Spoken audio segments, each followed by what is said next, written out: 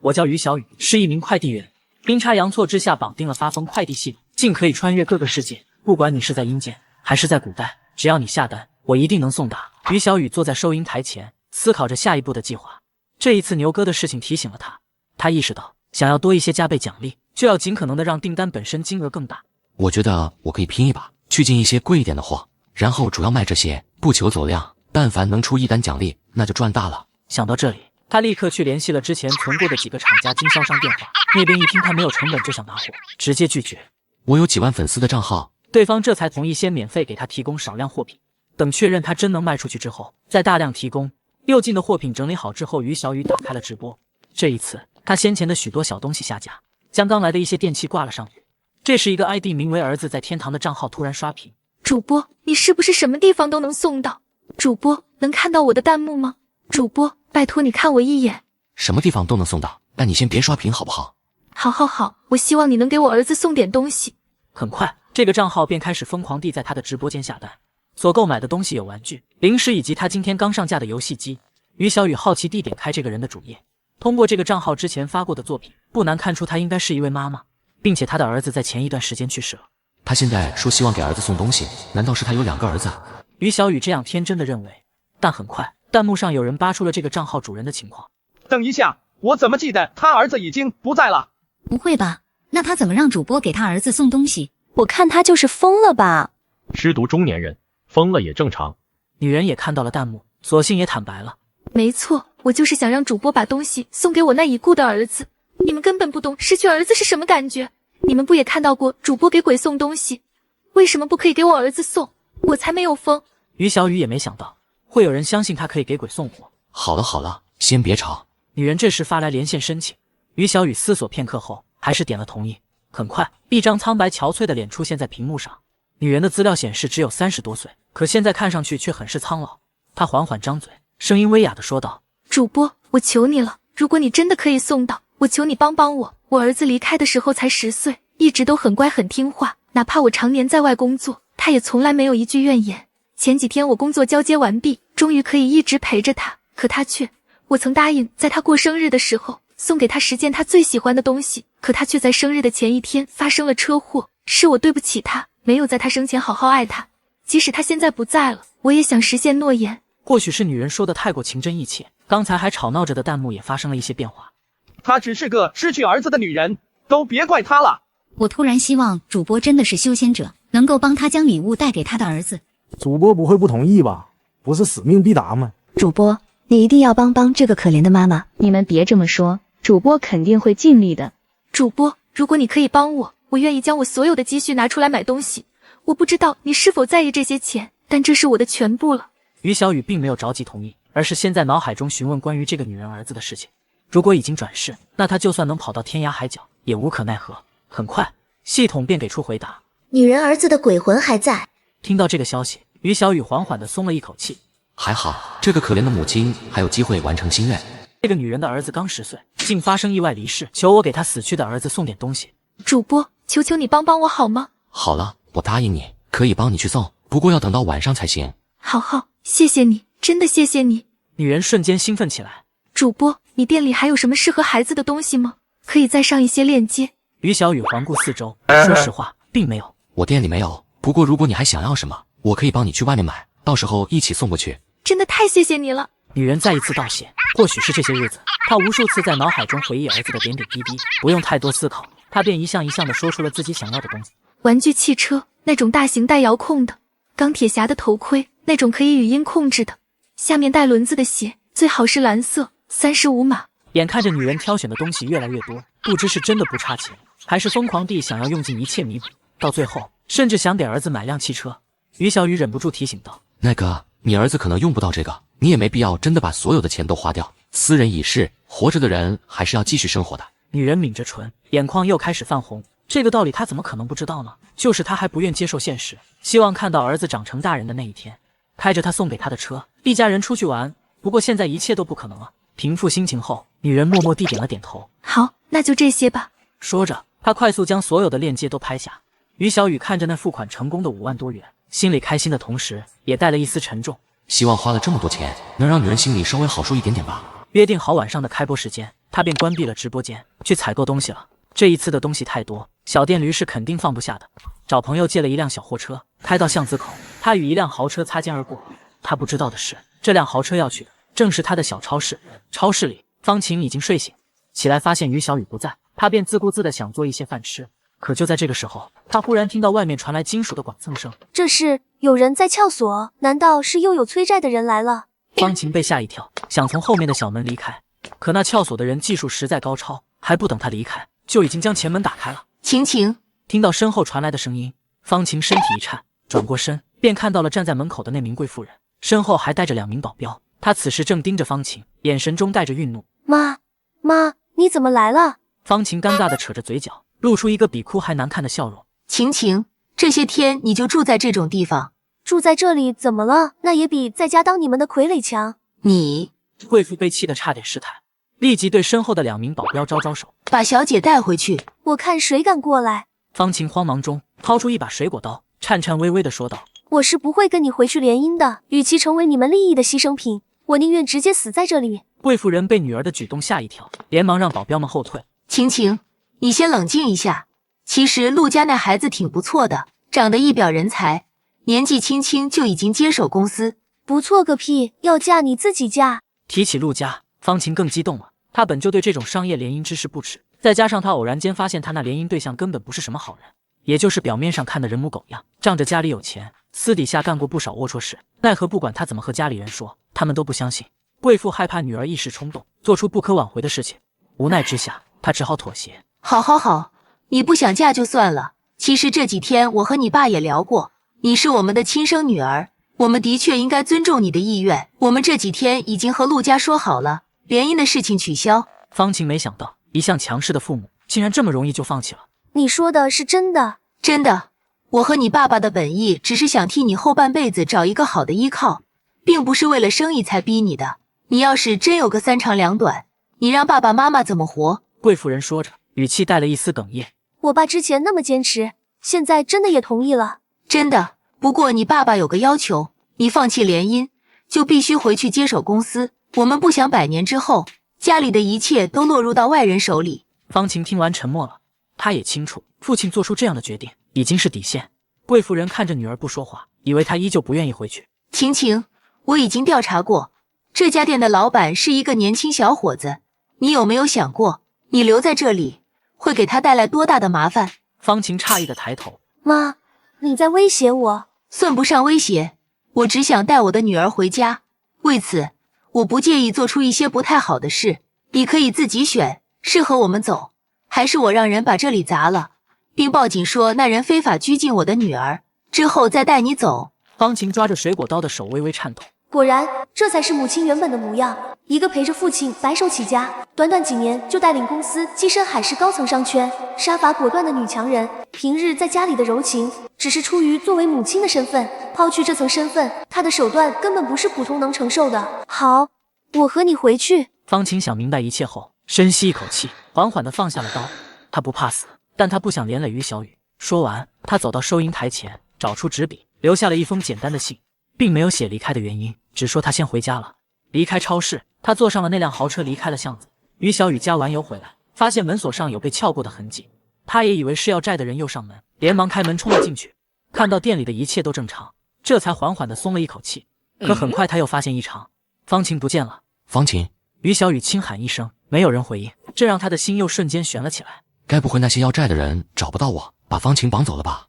正要出去寻找，就看到收银台上放着的纸。回家了。于小雨似是有些意外，但很快他便释然了。这几天的直播和送货都没有比找方晴，看我各种匪夷所思的操作之后，很少有人能接受吧？尤其是今天我还要去给一个死去的人送东西，怎么看都很离谱。方晴一个小姑娘，能装着不害怕，硬是坚持了几天，已经很不错了。想走就走吧。于小雨看着那张纸，发呆了好一会儿。其实他的心里还是一点点小失落的。收起纸条，他将所有的东西打包搬上货车，开上车去送快递，一路跟随导航前行。虽然早有心理准备，但在场景飞速变化之后，于小雨还是被眼前的景象吓了一跳。与先前的目的不同，这里像是一片荒野，看上去无比的压抑，空气中漂浮着雾气，一切都不是很清晰。于小雨低头看着手机上的定位，忍不住倒吸一口凉气。奈何桥。于小雨平复一下心情，思索片刻，还是打开了直播。毕竟这一次下单的人和收货的人是无法联系的。为了确保自己送货的真实性，他需要让女人亲眼看着。很快，直播间里涌入很多观众。黑漆漆的，这是什么地方？主播竟然开车了，我以为还要继续骑着他那辆小电驴呢。那不是扯吗？就算是阿三，也没办法让小电驴拉那么多东西吧？那可不好说。弹幕上的氛围还比较轻松，为了让这种氛围多保持一会儿，于小雨并没有解释她现在所在的位置。很快，女人的连线申请发了，于小雨很快通过。主播，你这是在什么地方？是要去给我儿子送货吗？女人焦急地问道。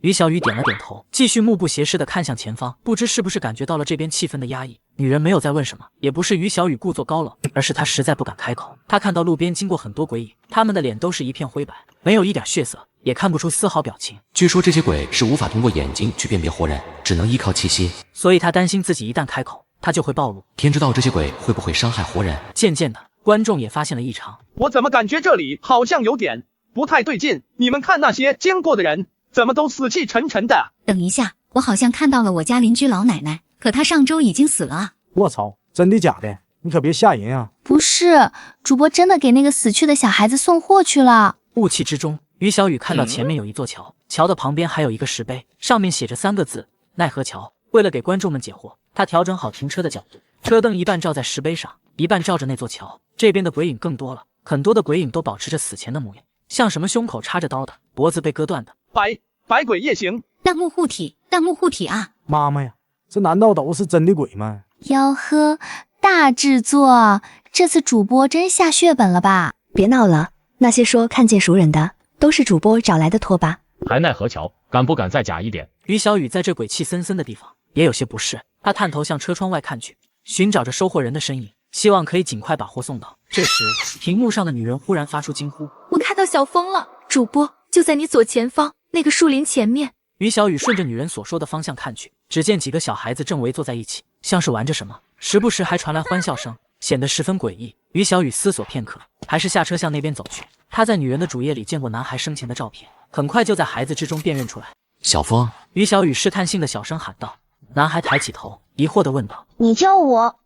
你找我什么事？说完好奇地打量着于小雨，满眼都是疑惑。你和我们都不一样，你怎么是有呼吸？我是来给你送货的，你妈妈给你买了礼物。妈妈？男孩双眼一亮，立即向周围看去，但他并没有看到那个期待中的人，神情逐渐落寞。于小雨将手机拿出来，递给男孩。此时此刻，母子二人隔着屏幕，同时看到了对方。不同的是，他们一个哭了，一个笑了。妈妈，小峰。女人从看到儿子的一瞬间，便哭得上气不接下气。妈妈对不起你，妈妈没有照顾好你。女人不停地哭着向儿子道歉。妈妈别哭，我不怪你的。妈妈，你别难过，我在这里过得挺好的，我遇到了很好的伙伴，这里的很多大人鬼对我也很好。妈妈，你一定要和爸爸好好生活下去，等我投胎之后，还要去做你们的孩子。小峰说着，呲着小虎牙，露出灿烂一笑。好。女人终于笑了，这也是她这段时间以来露出的第一个笑容，即使夹杂着泪水，也象征着她的心结终于解开了。于小雨将订单递给小峰，签收你妈妈给你的礼物吧。好。小峰抓着笔，在上面歪歪扭扭地写上了自己的名字，还俏皮地在后面画上了一个笑脸。可以将这张纸交给妈妈吗？当然可以。收起订单，他便去货车上搬东西。小峰开心地跑过来，指着满满的货物问道：大哥哥，这些都是给我的。于小雨点点头，都是给你的，你等一下，哥哥来给你。可他最后一个班字还没说出口，就看到小峰缓缓张开嘴，那小小的嘴瞬间变得巨大，一口竟将那整个货车都吞了进去。于小雨震惊了，那个乖乖啊！我了个老天奶，这是什么？哈哈哈哈，笑死！你们看主播的脸色。送一趟货，还得搭2句。血亏。弹幕有人害怕，有人笑得开心。小峰很是可爱地对于小雨说道：我先全部收下了，等用的时候再吐出来就好了，嘻嘻。他看向小峰，尴尬的笑笑。那个车上的货物是你的，但是车我还得开走。小峰不好意思的挠挠头。啊，是吗？又将嘴大大的张开，伸手进去抓了抓，接着就将货车重新拿了出来。大哥哥，还给你，谢谢你了。不客气。于小雨不动声色地用手指摸了一下车的表面，还好是干的，并没有沾上口水或者奇奇怪怪的粘液。看来这当鬼还是不错的，身体里竟然能储存这么多东西，比我那10万块1平米的空间仓库好用多了。这时脑海中的系统提示送货成功，并出现了一个返回倒计时。于小雨还是头一次看到这个倒计时，可能这个地方与以往的送货目的地不同的缘故，活人并不适合在这里待太久。他重新开上车，看着屏幕上的女人泪眼朦胧的与儿子道别。他关闭了直播，透过车窗，他也对着小峰挥挥手。车子原路返回，不一会儿就回到了熟悉的海城。回到店里，看着时间还早，他重新打开直播。或许是这一次的事情太过复杂，观众们在弹幕上竟吵了起来。那一车东西价值好几万呢，就这么没了？是啊，给死人送东西，不是直接做成纸扎烧过去就好了？有必要送真的吗？上面的，我劝你们别对别人的钱有太多的占有欲，人家愿意咋送和你们有什么关系？作为母亲，她就是想亲眼看着儿子收到礼物，收到他的爱，这很难理解吗？我还是觉得主播是骗子，找演员骗我们就算了，骗那可怜的母亲，真是丧良心。不会吧，居然真有人相信主播能给鬼送东西？弹幕上说什么的都有，于小雨依旧没有过多解释。这时直播间忽然炸起璀璨的礼物特效，这把于小雨吓一跳。哎，如果没记错的话，现在屏幕上出现的这个礼物特效应该是2000元的礼物，而且一刷还是3个，感谢大哥。这时屏幕上飘来一句叫姐。感谢叛逆姐。于小雨眼角抽抽，不知道为什么他总有种不太好的预感。这样中二的 ID 再加上这种说话的语气，该不会是某个小孩姐偷偷拿了父母的手机看直播刷礼物吧？到时候人家父母找上来惹一身麻烦不说，这些礼物怕是还要退回去。这时之前的榜一大哥 P 进入直播间，刚好听到了于小雨的话，他发现自己竟然掉到了榜2的位置，而抢他第一的还是个中二小屁孩。他竟然刷了3个2000元的礼物，叛逆少女显然也是不服的，二话不说又刷了起来，非要抢这个第一。P 也不甘示弱，一边刷一边与叛逆少女对骂：小屁孩别来凑热闹，省得一会儿家长闹着来退钱。你才小屁孩，你全家都小屁孩，和你名字一样，你就是个屁。我在主播开播第一天就关注了，你算老几？节哀什么时候关注关你屁事？怎么感觉完全就是小孩子打架？话说你俩别刷了，这些礼物平台都要抽成一半的，你俩还不如在我店里买点东西。其实于小雨想说还不如折现给他，但这么说好像太直白了，而且他们万一真拿这些钱买东西，说不定被抽中亲自送货，他还能有10倍的奖励。此时海城郊外别墅中，方晴穿着睡衣抱着手机使劲戳着屏幕，礼物就像不要钱似的一直刷。我这 ID 叛逆少女怎么了？吃你家大米了？我才离开1天，和没事人一样就算了，居然还没有认出我。他越想越委屈，索性直接点开私聊，给于小雨发了一条消息过去：主播，只要你答应我一个要求，我给你转500万。按理说于小雨回消息的速度应该挺快的，可他等了好一会儿，那边竟然发来一句不卖身。方晴无语死了，直接回怼：你的脸怎么这么大呢？你快点把那个碍眼的 P 拉黑，别在直播间和我抢榜1的位置。可信息发出去之后，却出现了一个红色感叹号。What？ 他居然被拉黑了！方晴简直要被气炸，直接退出软件。可短短几秒钟之后，他便又忍不住了，重新拿起手机进入直播间。刚进来就听到于小雨在直播间无奈的解释：最近私信实在是太多了，说什么的都有，还有不少骂我的，我实在不知道该怎么回，所以把私信全部屏蔽了。想要骂我的，你可以选择去看其他主播。原来是都屏蔽了啊！方晴听着于小雨的解释，心里舒服多。在于小雨店里住着的那2、3天，虽然日子清苦一些，但却是我感觉过的最轻松和自由的日子。只可惜方晴出生在这样的家庭，太多身不由己。很快于小雨开始了抽奖环节。今天的订单不太多，好在里面也有几个金额高的，那么就拜托一定要抽中金额高的订单啊！于小雨按下抽奖开始键，然而事与愿违，最后被抽中的竟然只是一包大白兔奶糖，总价50元。于小雨瞬间感觉血压都上来了。如果他没记错的话，这应该是今天金额最小的订单。屏幕上飘来一个带着特效的弹幕：哇哦，终于抽到我了，太棒了，谢谢主播。没想到竟然是那个 P。 于小雨见状，心里略微舒服一点点。看在 P 关注我这么久，刚才又刷了不少礼物的份上，送一趟也不亏。不过之后的抽奖还是要适当改规则了。这时于小雨忽然想到，自己已经送够了订单数，系统应该可以升级了。喂，可以给我升级了。系统正在升级，升级成功，发疯快递系统达到2级，每日奖励增加为2单。于小雨这下开心了，立即对直播间的观众说道：我略微调整一下规则，以后每天我亲自派送2单，一单依旧是由抽奖选择，另一单默认选择金额最高订单。规则更新，不少人都很支持，尤其是那些有钱却又没有运气的人，终于有机会行使超能力了。主播，什么时候给我送？ P 已经有些迫不及待了。于小雨查看订单详情，发现上面并没有地址。想到上一个订单，他有些不确定地问道：你姐姐该不会也……我姐姐也已经去世了。于小雨并没有露出太惊讶的样子，和上一次一样，他先在脑海中和系统确认 P 他姐姐的是否已经投胎。可得到的结论却让他愕然。你姐姐还活着？这句话是询问，也更像是陈述。其他观众觉察出些许端倪，纷纷开始猜测，还有人阴谋论。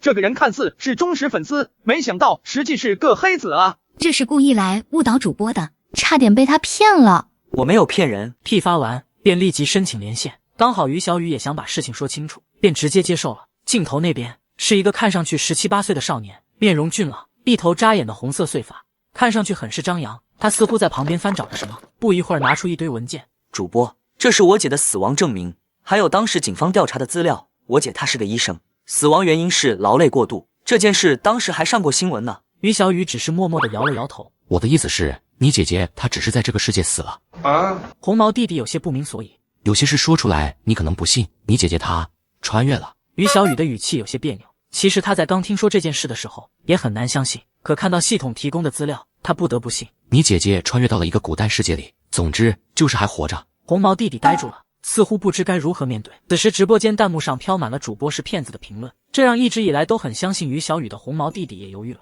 过了好一会儿，他才挤出一句话：主播，我知道你想安慰我，其实我已经从这件事里走出来了，我只是有些想他而已，没关系。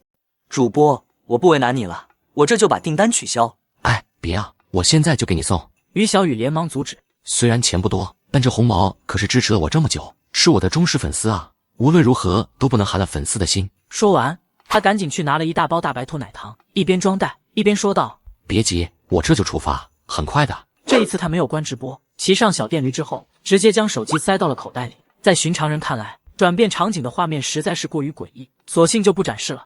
小电驴一路疾驰，很快周围的景象就开始不断的变化。当一切停止后，于小雨已经来到了古代世界，看着周围的建筑，即使心里早有准备，依旧还是被震撼到。于小雨拿出手机，调整好屏幕后，便骑着小电驴往前走。很快便来到了大路上，道路之上小摊贩们大声吆喝，看着很是热闹。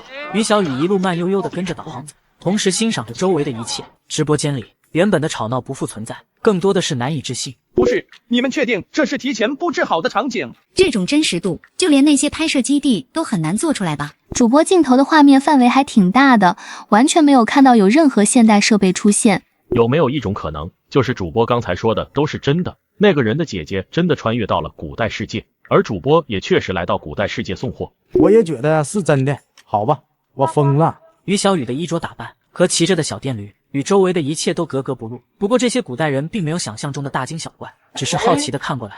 于小雨跟随导航，在一个隐蔽的小巷子停了下来。这里有一扇门，应该是后门。刚要抬手敲门，门就从里面打开了，迎面一个小厮打扮的人走出来。在看到于小雨的时候，先是一愣，接着便露出一副谄媚：哎呦，客官怎么从这边来了？快请进，快请进。说着就将于小雨迎了进去。于小雨确认了一下订单上收货人的姓名，想要开口打听，抬头却是呆住了。面前的楼很是华丽，各处飘着彩带，里面传来各种女人娇笑的声音。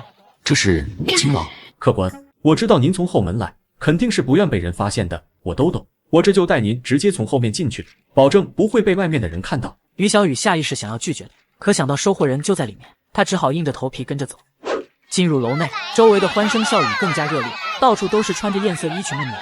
不远处还有一个小小的舞台，几个身段婀娜衣着清凉的少女跟着旁边乐师的弹奏扭动着腰肢。于小雨从小到大连 KTV 都没去过几次，这样的场面更是只在电视剧里见过。在这样的地方找人，属实有些麻烦。他只好拉住那名先前带他进来的小厮，打算直接询问，可小厮似乎会错了他的意，还不等他开口，便对周围吆喝一声：还不快来接待贵客。话音一落，不少姑娘都注意到了这边，纷纷兴奋地跑了过来。哎呦，这位客官看着有些面生，是第一次来吗？客官，不知你喜欢什么？奴家的武艺可是全楼第一呢。客官，你看看奴家可以陪您喝酒。姑娘们白皙纤细的手指攀着于小雨的手，轻纱在她胳膊上蹭来蹭去，几个红唇恨不得直接贴在她的脸上，娇媚的声音在耳畔徘徊，香气不断地向她鼻尖钻入。她们的身体像是娇软无骨似的往她身上靠着。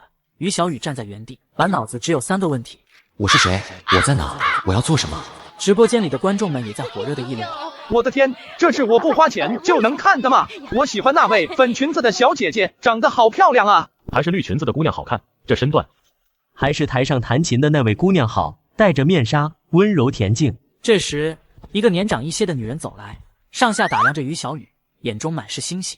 这位客官是异乡人吧？不知有没有心仪的姑娘？我是来送货的。于小雨摇着头，坦言道。环境音乐声太大，老鸨只看到他摇头，并没有听清他在说什么。没有心仪的姑娘正好，今天我们的丽娘子刚好有空，就让她陪你吧。于小雨同样没有听清老鸨的话，他只看到周围的几个姑娘面露遗憾之色，以为他们是知道他并不是来寻欢作乐的。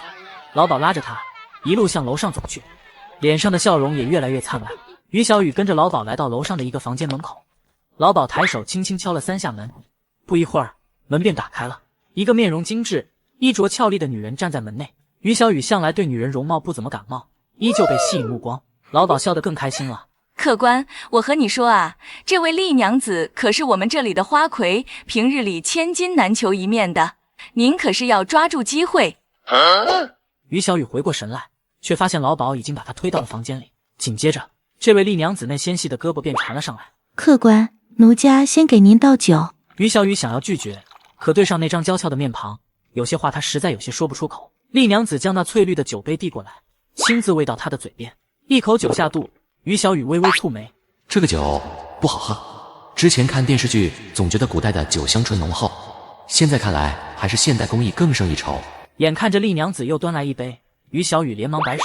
突然于小雨感觉脑袋有些发毛，不知道是不是她的错觉，她总感觉屋子里熏香的味道变得越来越重，吸入这个香气后，整个人都变得恍惚，且身体也越来越热。不对劲！于小雨想要起身，丽娘子却直接贴了上来。她甚至能感觉到怀中之人那柔软曼妙的曲线，这让她的身体更热了，仿佛置身于火焰之中，只想尽快释放。可就在这个时候，她的手机传来叮的一声，于小雨感觉大脑略微清醒一些，拿起手机一看，发现屏幕上弹出一条系统的警告，又要被封了。瞬间，于小雨大脑中剩下的那些乱七八糟的想法全部消散，突然想起今天还有正事，天知道他在这里逗留的时间过长会不会有什么不好的结果。客官，丽娘子眼神依旧迷离。于小雨刚开始还本着怜香惜玉的态度，可丽娘子却丝毫没有松手的意思。没办法了，于小雨深吸一口气，抬起手就是一记手刀劈下。丽娘子喉咙中传来一声娇哼，紧接着便晕了过去。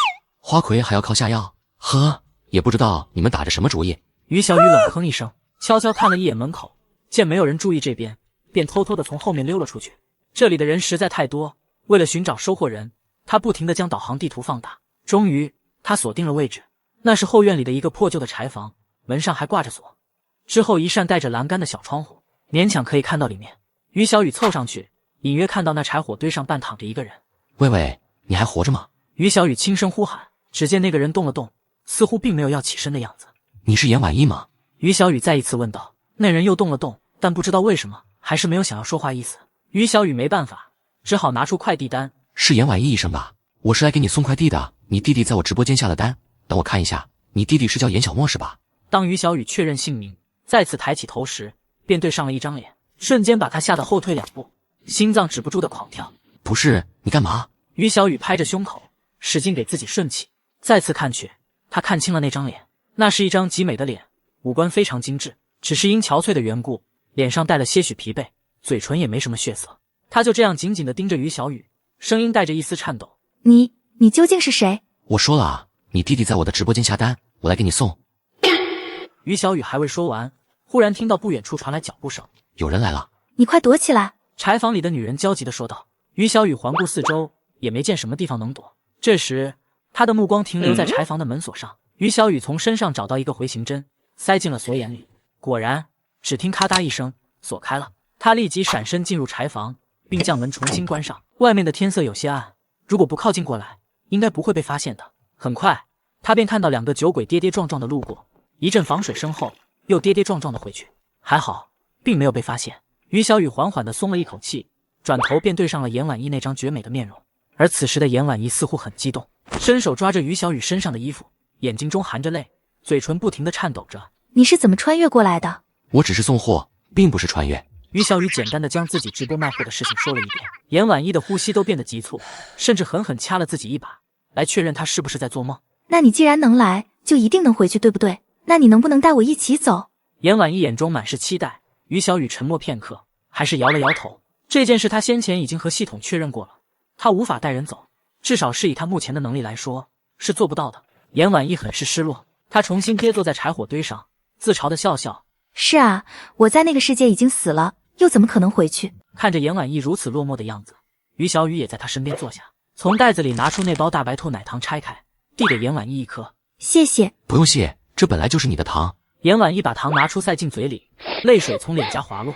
不知道那边的世界过了多久，但我在这里已经有3、4个月了。似是终于见到了老乡，严婉意不由得讲起了来这边之后的遭遇。原来她醒来时，发现自己穿越到一个体弱多病的官宦嫡出小姐身上，凭借着上一世的医术，她很快将这具身体调养好。奈何她家中情况复杂，没有准备的她被后娘和庶妹算计，迈进了这青楼。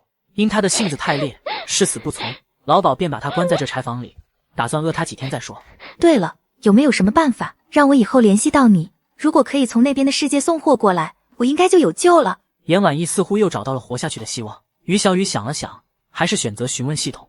没想到系统里还真有这种道具。万件购物手机标价1万元，可太阳能充电，没有电话功能，可进入宿主的直播间。还好1万元对于现在的他来说也不算什么，光是先前严小沫给他刷的礼物都不止这些了。严婉意看着这突然出现的手机，激动的又要哭了。谢谢你，真的谢谢，只是我现在无以为报。严婉意是被直接从家里带出来的，身上一点钱都没有。思索片刻，他抬手摸向头上的发簪。这个给你，虽然这簪子在这里卖不到多少钱，但你拿回去找识货的人看看，多少算件古董。好。于小雨也没客气，直接将发簪收了起来。严婉意拿到手机，第一时间就想和家人联系，可他却发现这手机并没有打电话的功能。于小雨不好意思地解释道：这个手机可能只能和我联系。没关系，我就是想和家人说几句话，不过不行就算了，他们或许已经接受了我死掉的事实，不必再去打扰。严婉意默默轻叹。于小雨看了一眼自己的手机，只见直播间的弹幕依旧沸腾，刚才和红毛弟弟严小沫的连接不知道什么时候断掉了。此时他在疯狂刷着礼物，特效弹幕更是铺满了整个屏幕。主播，我想和姐姐说几句话，求你了，主播，看看我。主播，我想和姐姐说几句话，求你了，主播，看看我。于小雨询问道：你弟弟想和你说话，你真的可以吗？严婉意猛地抬起头，看得出他虽然嘴上说着没关系，但心里还是很想和家人联系的。于小雨点点头，通过了严小沫的直播连线，姐弟俩隔着屏幕相见，两个人都哭了。严小沫似乎有说不完的话，不停地询问严婉意在这边的生活，又讲述他们父母这段时间的难过。严婉意很想多和弟弟聊一会儿，可他看了一眼柴房外面的情况，还忍住了。小沫，姐姐这边不方便聊太久，之后再和你联系吧。好。严小沫也知道姐姐那边情况复杂，再三叮嘱后便断开了连接。严婉意将手机还给于小雨，谢谢你。不客气，我要回去了，你把订单签收吧。于小雨把单据递给严婉意，当严婉意在单据上签名后，于小雨脑海中又传来了倒计时，果然和他之前想的一样，只要涉及到跨越世界，他在订单签收后便不能随意停留。外面的天色已经全黑，正是青楼热闹的时候，一会儿可能会有人来这边巡视，你赶紧走吧。严婉意催促道。于小雨本就不能逗留太久，打算悄悄开门离开，可他低头看了一眼锁着严婉意双脚的铁链，不知道严婉意继续被锁在这里会遭遇什么，是饿死还是向老鸨妥协，彻底沦落风尘。他做不到眼睁睁地看着严婉意深陷泥潭。想到这里，于小雨再一次拿出回形针，十分轻松地将锁打开了。走，我带你出去。于小雨确认外面没有人之后，抓起严婉意那纤弱的胳膊向旁边跑去。于小雨绕到后门处，快速骑上了自己的小电驴，载着严婉意一路在这陌生的巷子中穿梭。严婉意的胳膊环在于小雨腰间，有着片刻的恍惚。他从未想过，在这个世界里，他还有机会坐在小电驴上。不一会儿，小电驴停在了一处更高的院墙外面。这里就是我家了，你要不要进去坐坐？严婉意眼中带着不舍，他不知道以后还有没有机会再见到于小雨，再听听那个世界的事。不了，我得走了。于小雨似乎看出了严婉意的想法，安慰道：你有空可以看我的直播间哦。也是。严婉意眉宇间愁容散去，露出淡淡的笑容。保重。于小雨对严婉意挥挥手，便骑着小电驴离开了。随着周围景色不断变化，他重新回到了海城，看着这边的阳光灿烂，他意识到两个世界的时间似乎并不互通，只希望时间的流速是相同的，否则这边一天，那边一年，哪怕是即便严婉意有那部特殊的手机，也很少有机会看他的直播了。于小雨拿出手机，经过几次的送货，他已经对弹幕上那些各种各样的议论不会大惊小怪了。关闭直播后，立即前往海城有名古董行，这一单的奖励很少，他必须要看看这发簪到底值多少钱。钱家的珍宝阁也是这里最大的古玩店。于小雨多番打听，来到了珍宝阁门口。珍宝阁很大，有3层高。于小雨进门后，打算直接去3层，刚走到楼梯口，就被工作人员拦住了。这位小兄弟，2层需要会员才能进入，你可以先在一层看看有没有什么喜欢的物件。工作人员态度看着还不错，但语气多少还是有些看不起的。于小雨从包里将那只发簪拿出来，坦言道：“我不买东西，我是来卖东西的。”哦，工作人员招呼着一层柜台的人：“这位小兄弟要卖东西，你们谁过来帮着看看？我来吧。”另一位同样的年轻人从柜台中拿出一个托盘，接着示意于小雨将发簪放进去，从托盘中将发簪拿起，流程非常专业，没有因为于小雨年轻或是面生就对他的东西不在意。年轻人仔细检查发簪，神色逐渐变得认真。在于小雨等得有些不耐烦时，他突然抬起头：“这东西你从哪里得到的？”于小雨微微蹙眉，他查了一些关于古董买卖的知识，其中有一个潜规则，就是买卖双方少打听对方的事。作为买家，物件出手就不要管对方要卖多少钱，以及卖去哪里。柜台里的年轻人似乎也意识到自己失言，连忙解释道：“抱歉，我不是那个意思，我就是感觉这只发簪是真货，但保存的实在是太好了，有些不敢确认。这样吧，我去叫老板来看看。”不一会儿，一个中年男人走了下来。“老板。”年轻人连忙恭敬地打招呼，并解释道：“这位小兄弟想卖东西，我有些拿不准，您来看看。”“好。”钱老板只是上下打量于小雨一眼，接着便去看那只发簪。老板还是老板，仅仅一眼便直接抬头问道：“这个你打算卖多少钱？”这个问题于小雨还真没考虑，他对这种东西的价格完全没有概念，怕要太多，人觉得他不是诚心想卖，可如果要少了，又实在太亏。钱老板似乎看出了于小雨的为难，开口道：“小兄弟，我和你说句真心话，你这东西不错，是真货，而且材质和工艺都是上乘，大多是那过去的官家小姐才戴得起的。”于小雨默默地点了点头，确实是官家小姐没错。钱老板继续讲解：“不过那过去的官家小姐通常都讲究日常穿戴和参加什么重要场合的穿戴，那可是完全不同。你这件属于偏日常一些。这样吧，小兄弟，这发簪我出30万收了。”啊！于小雨回过神来，被这个数字惊到了。我带着系统，天天吭哧送货，一共也没攒多少。这区一只发簪，竟然能卖这么多钱！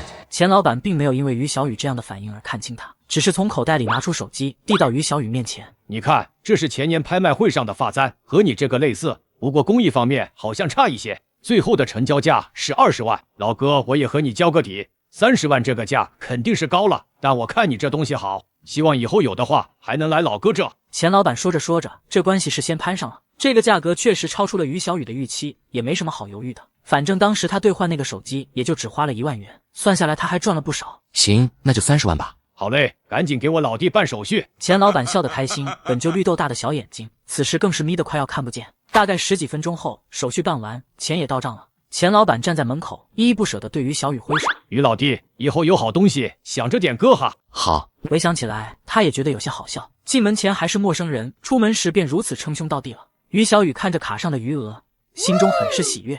看着那些催债信息，他想着终于可以先还一些了。可就在这个时候，他的手机突然响了起来，是胡子打来的。于小雨心一惊，突然有种不好的预感。喂，虎子，怎么了？小雨，我妈她情况不太好，可能撑不过今天了。你要有空的话，来看看妈。电话那边，胡子的声音中带着压抑的哭腔。我马上过去。于小雨二话不说，骑着小电驴向医院疾驰而去。奶奶去世后，是李阿姨对我无微不至的照顾，才让我在痛苦中解脱。在我心中，李阿姨就是我亲妈。强忍着心中的难过，飞速赶到医院。急救室门口，他看到了颓然坐在长椅上的虎子。虎子看上去比先前更憔悴了。于小雨坐在虎子旁边，抬手拍了拍虎子的肩膀：“干妈是个好人，一定会没事的。”虎子抿着嘴，经过这么长时间的煎熬，他也逐渐适应了心中的痛苦。可看到于小雨想要开口说些什么的时候，眼眶还是红了。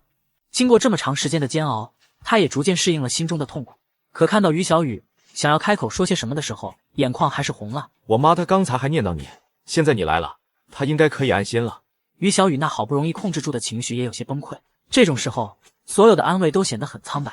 他们能做的只有安静的等，等待奇迹发生。几分钟后，急救室的灯灭了，一名医生走了出来。李秀的家属在吗？在。虎子和于小雨立即起身。医生看了他们一眼，淡淡的说道：“病人的情况已经稳定，可以先送回病房了。”好。医生还有一些事情要交代，于小雨便先跟着医生和护士一起，将李阿姨送回到了病房。你母亲现在的身体情况很差，不能回家休养了。想要活命，必须留在医院里进行持续的治疗，可能需要一大笔钱。我知道了。很快，虎子也回来了。母亲抢救成功，可虎子的脸上依旧看不出多少喜悦。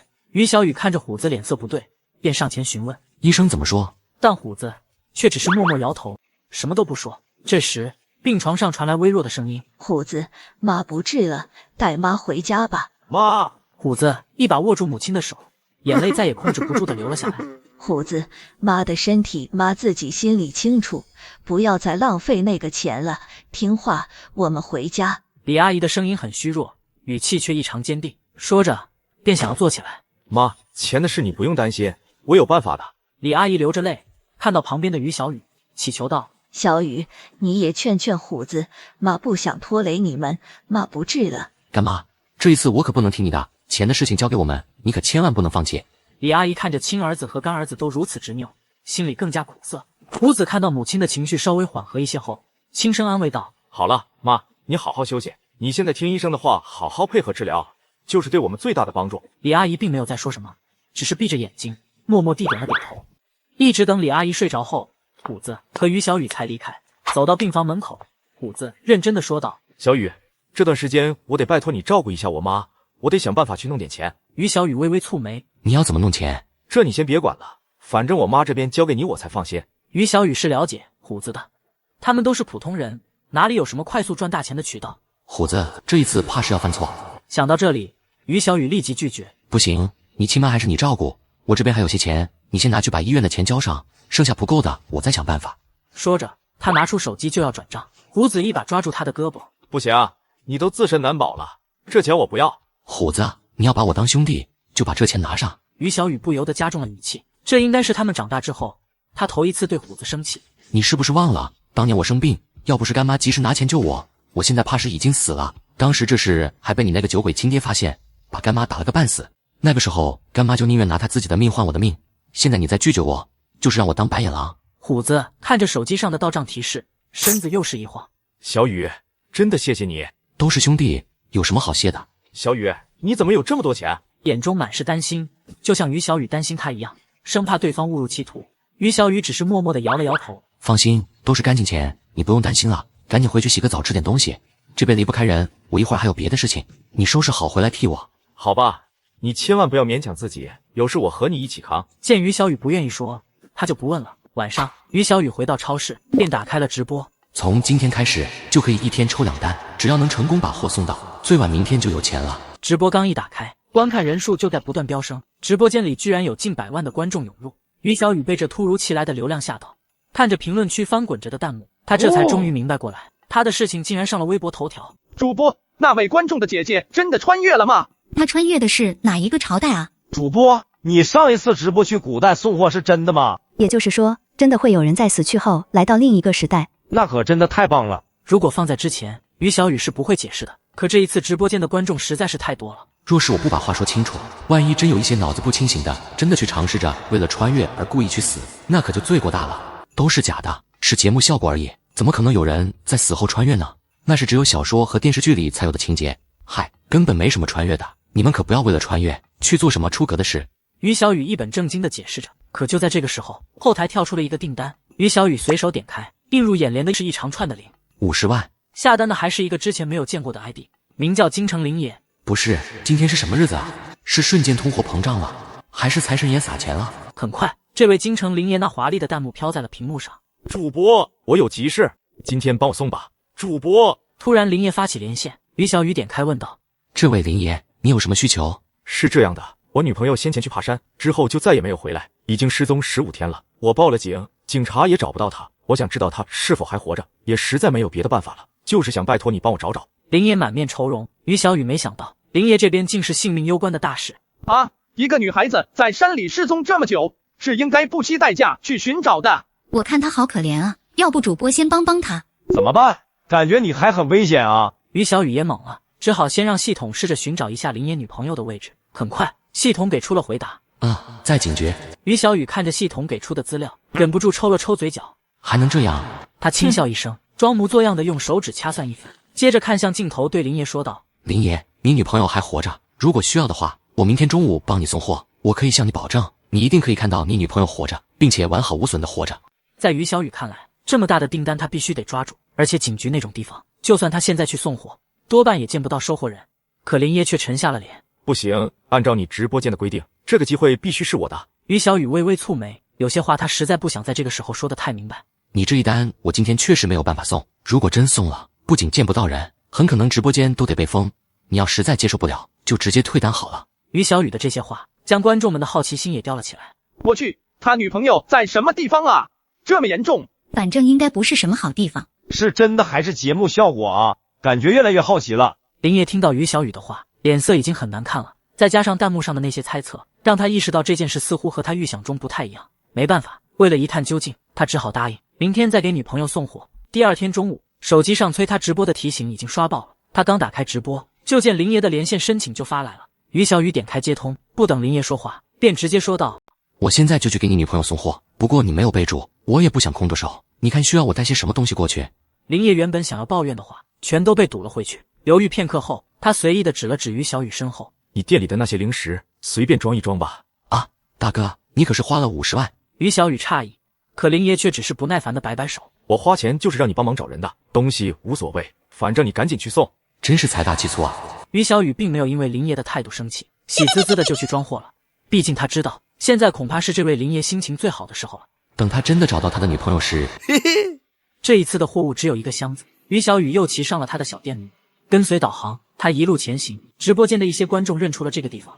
咦，这不是我家附近吗？等一下，之前不是说那林爷的女朋友爬山失踪，可这附近也没山啊？难道是被人所救，送到了医院里？不对呀，我记得这附近也没有医院，就只有一个拘留所。笑死，楼上的，你的意思是林爷他女朋友在拘留所？随着猜测越来越趋近于真相，于小雨在一处大门前停下了。观众们看着大门旁边的牌子，瞬间傻眼。林爷也懵了：不是，主播，我让你找我女朋友，你来这里干嘛？等着就好。于小雨没有挂断连线，站在拘留所外面慢慢等候。大概过了10分钟，拘留所的大门打开，几个年轻男女被放了出来。他们的打扮都很时尚，尤其是其中的女人，穿的都很暴露，怎么看都不太像正经人。其中一个染着红头发的女人最为醒目，刚从拘留所出来，红毛女就被旁边一个男人抓住了胳膊。你等一下，你不能走，你必须把钱退我。我呸，区800块你也好意思开口？你是不是男人？红毛女一开口便是嘲讽，男人顿时也不乐意了。我花了800块，睡了你不到3分钟就被抓了，不行，你要么退钱，要么就把剩下的给我睡完。你 TM 脑子没毛病吧？我干了这么久都没被抓过，一和你上床就被抓了，谁知道是不是你倒霉啊？我还没让你赔我的误工费和精神损失费呢。男人气得半天说不出话，这一幕让于小雨直播间的观众们乐坏了。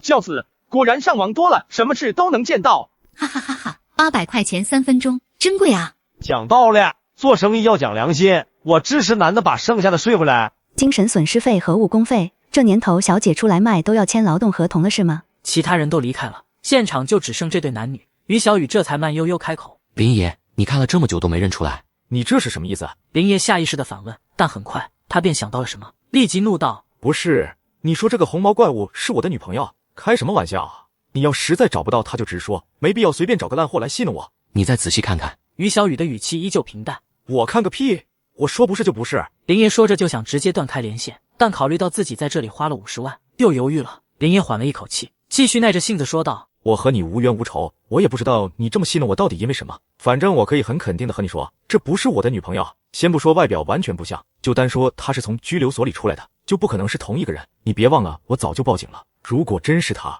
警方那边会查不到。林爷说的有条有理，不少看热闹的观众也站在了他那边。主播，你这是实在瞒不过去，开始找演员了。没想到演员长得太丑，被残忍拆穿吧。快把这大哥的50万退了吧，省得人告你诈骗。看着这些弹幕，于小雨不慌不忙地说道：你们在网上冲浪这么久，就没有听说过一种专门钓富二代的捞女吗？他们那化妆技术出神入化，堪称换头术，骗你们这些直男绰绰有余。林爷，如果我没猜错的话，你应该没见过你女朋友的素颜吧？我是没见过她素颜，不过她说想把最漂亮的一面展现给我。好了，不用解释了，那你应该也没见过她的身份证。看着林爷那呆滞的模样，于小雨知道自己猜对了，忍不住笑道：你给警察一个假名字，警察能查到人才奇怪吧？哇哦，这么劲爆的吗？这女人厉害啊，那边800块，这边800万。你们还是小看了林爷的实力，随随便便就能花50万找人的富爷，加来何止800万。主播牛逼啊，换了个头都能找到人。林爷主页里关于他女朋友的照片和视频，哪一个不是化着浓妆，又开了全部特效的？我能认出来就怪了。在其他男女离开后，导航的位置没有变，我这才确认这个红毛女的身份。林爷好半天才终于将于小雨的话消化。你的意思是，全都是假的？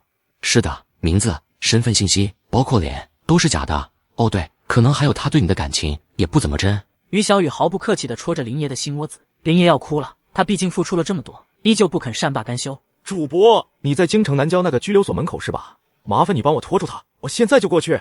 我必须当面问问他，我离那边不远，最多15分钟就到。主播，拜托你了。好吧。于小雨看在林爷花50万就买了他一箱子零食的份上，他决定服务做到底，骑着小电驴迎了上去。你好，是田小姐吧？这里有你的快递。红毛女看过来，疑惑地问道：我的快递怎么会送到这里？于小雨并没有回答红毛女的问题，而是指了指小电驴后面绑着的箱子。那些都是给你的哦，可能是有人送你的礼物吧。红毛女乍一看，以为是装着精致奢侈品，眼神都变了。她也顾不得询问其他，想要过去查看。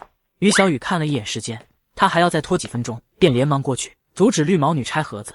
田小姐，不好意思啊，因为我这是特殊的专送，我必须要保证东西准确的送到本人手里，所以你这边有没有证件？先让我核对一下。有。红毛女从包中抽出一张身份证递过来，于小雨接过，装模作样的在手机上核对。好了。于小雨把身份证交回去，眼神不经意的扫向不远处，看到一个男人正向这边跑来。好了，田小姐，那你看一下订单，没问题的话可以签收了。于小雨已经尽力，接下来的纠葛就不关他的事了。然而红毛女在看到订单上面下单人的名字时，脸色瞬间变得惨白。这东西是他让你送来的？是的，我这边是线上下单，上面写着的就是下单人的 ID。不对，我不是你要找的人，你认错人了。红毛女哪里会不认识林爷的 ID， 立即察觉到自己暴露了，连忙找借口想要离开。可就在这个时候，她的后面突然传来一个充满怒意的声音：田小小，你还想去哪？红毛女浑身一颤，根本不敢回头看。林爷狠狠地盯着红毛女，咬牙切齿地说道：田小小，哦不对，我是不是应该叫你田丽丽？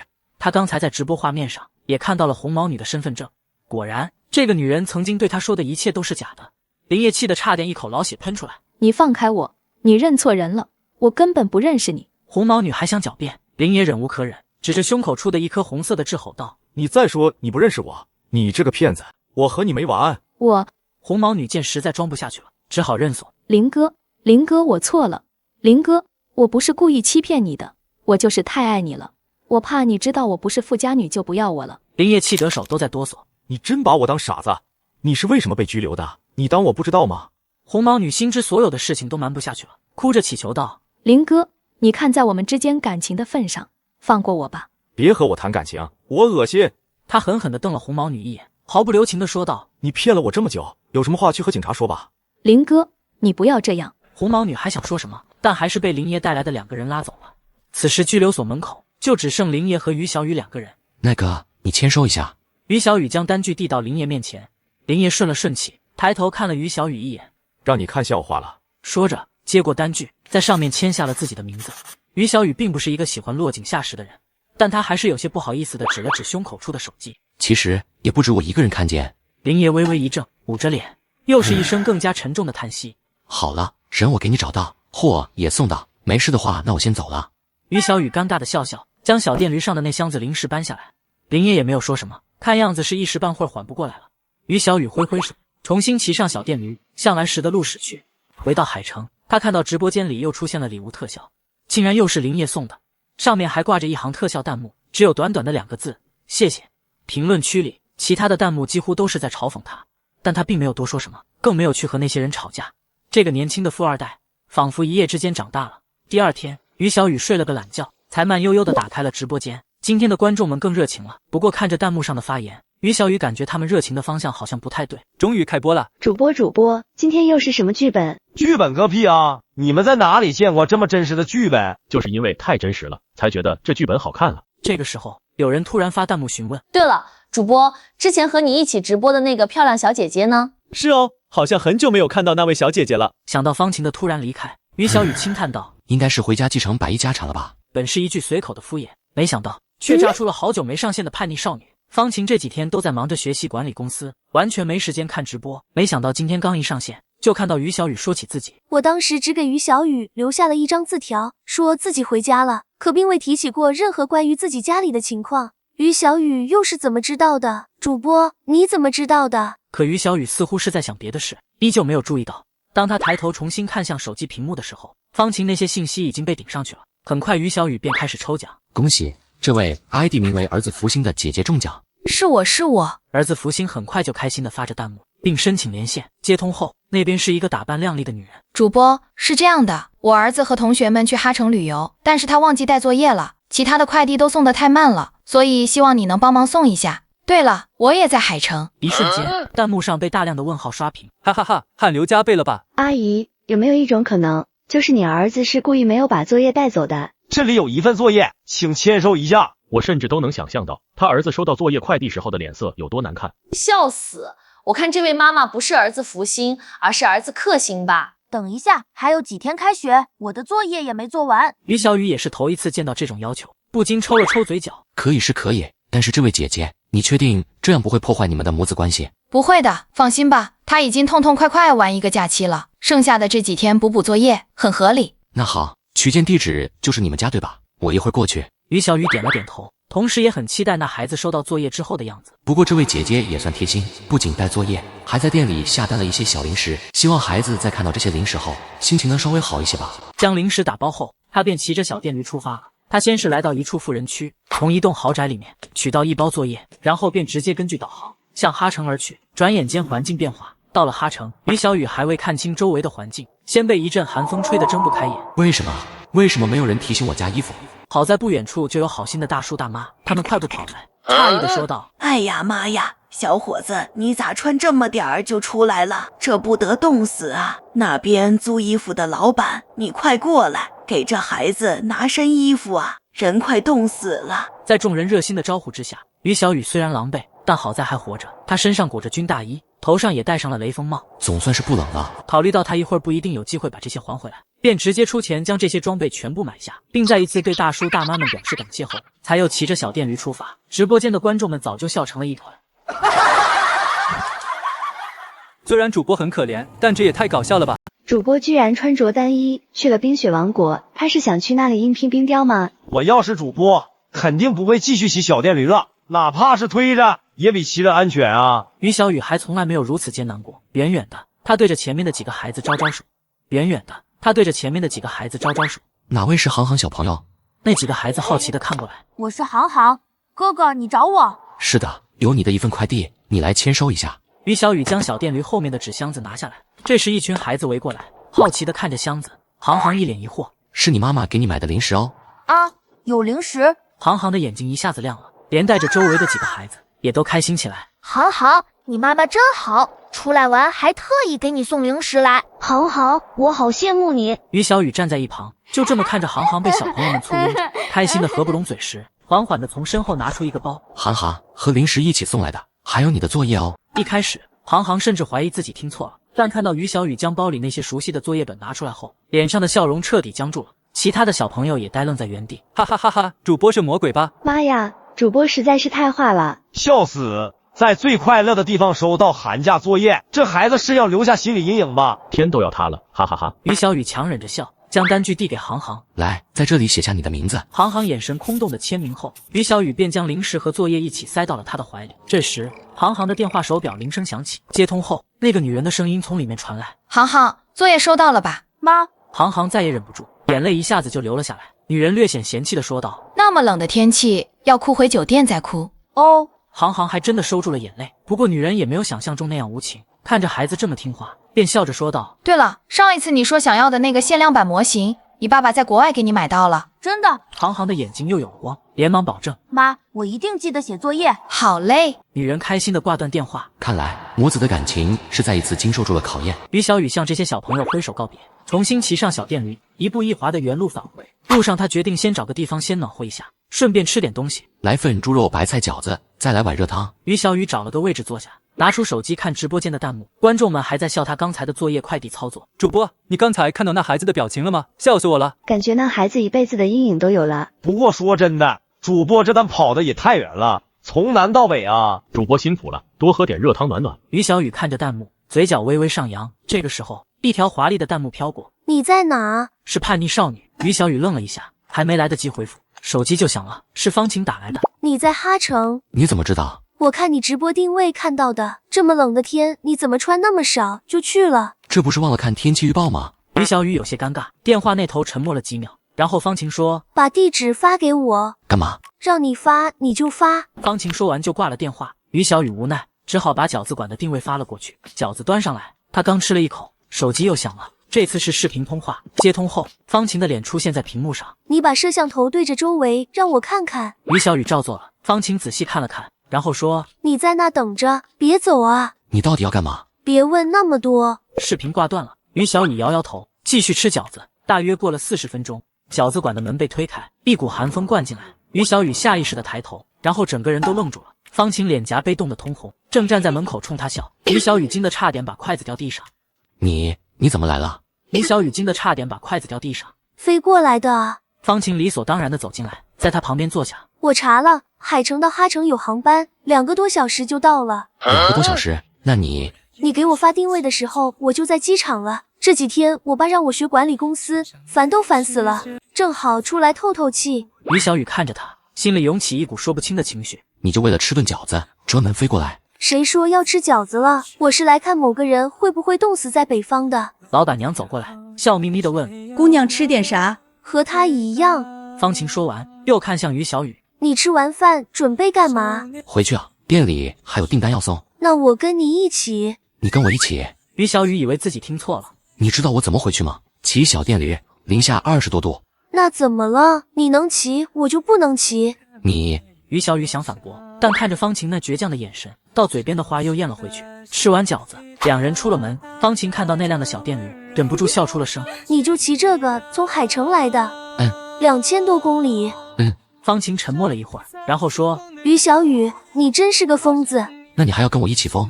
方晴没回答，直接坐上了后座，双手环住了他的腰。走吧。于小雨深吸一口气，发动了小电驴。雪还在下，风还在刮，但奇怪的是，他好像没有那么冷了。于小雨，我有个事想跟你商量。说。我想跟你一起做直播。于小雨愣了一下。你不是要学管理公司吗？那个可以慢慢学，但我想跟你一起直播。你妈能同意？